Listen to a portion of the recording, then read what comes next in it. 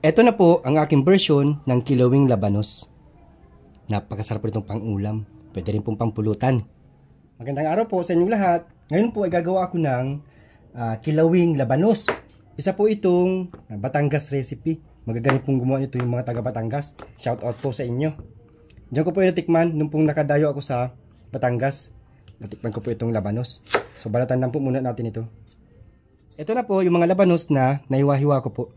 Yung tamang-tama lang po ang pagkaka-slice ko nito. Siya po pala, 500 grams po ito o kalahating kilo po.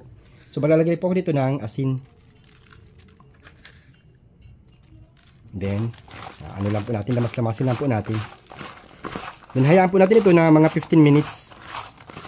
Pagkalipas po ng 15 minutes, kung mapansin ninyo, nagtubig po siya. Ito po, hugasan po natin yan ng 2 hanggang 3 beses. Magigisa lang po muna ako ng sibuyas at bawang. Marami po magko-comment dyan. Bakit niluluto kilawin? Meron pala pong pagkakaiba ang kilawin sa kinilaw. Yung pong kinilaw, yung po yung usually na ginagamit lang natin ng suka para maluto. Ito pong kilawin, pwede pong lutuin yan. Comment nyo na lang po ako kung tama po ba yung sinabi ko or mali po yung sinabi ko. Kapag luto na po yung sibuyas at bawang, ito na pong atay ang isusunod natin. Nasa 1/4 kilo po ng atay po yung ginamit ko dito. Igisa lang po muna natin yan. Kapag medyo luto na po yung ating atay, titimplahan na po natin yan. Ito pong paminta, toyo, ito pong sili. Ito po, optional lang po ito ha. Pwede pong wala nito.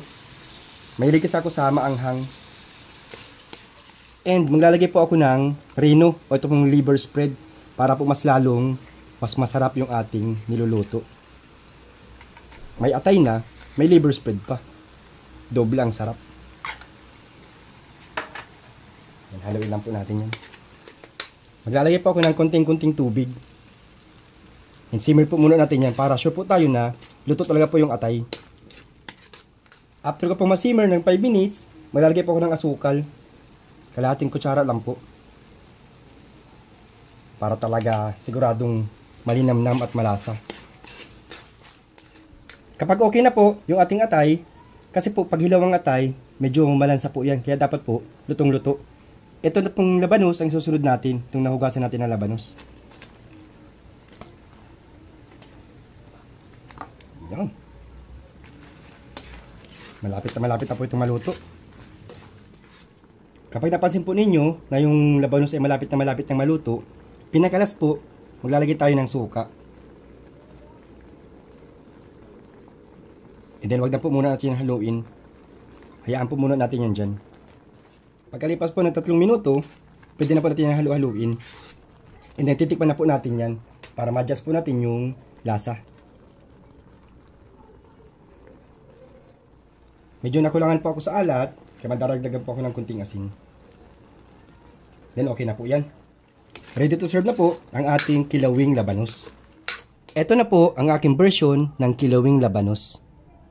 Napakasarap po itong pang-ulam. Pwede rin pong pampulutan. Ito na po yung aking version ng kilawing labanos. Hindi po ito yung original na version ha. Sariling version ko na po yan. So, titikpan ko na po.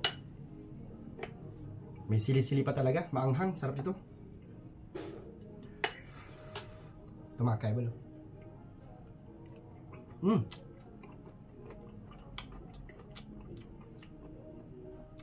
Sarap. Tamang-tama ngayong pampulutan. Pwede rin pang ulam mga kaibigan. Tamang-tama. Sarap ng lasa. So yun lang po. Please follow, like, and share. Bye-bye. Thank you.